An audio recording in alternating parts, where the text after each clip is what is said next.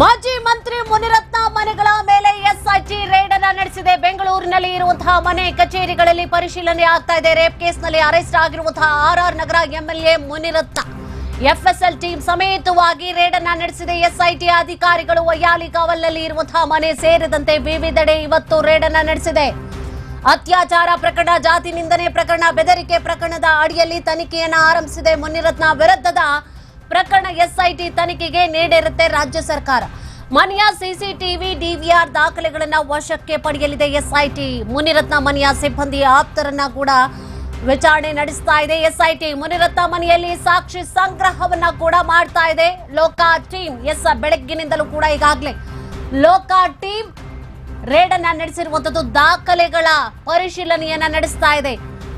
ಜೊತೆಗೆ ಅಲ್ಲಿ ಕೆಲಸ ಮಾಡುವಂತಹವ್ರನ್ನು ಕೂಡ ಈಗಾಗಲೇ ವಿಚಾರಣೆಯನ್ನ ನಡೆಸಲಾಗ್ತಾ ಇರುವಂತದ್ದು. ಬೆಂಗಳೂರಿನಲ್ಲಿ ಇರುವಂತಹ ಮನೆ ಕಚೇರಿಗಳಲ್ಲಿ ಈಗಾಗಲೇ ಪರಿಶೀಲನೆ ಆಗ್ತಾ ಇದೆ.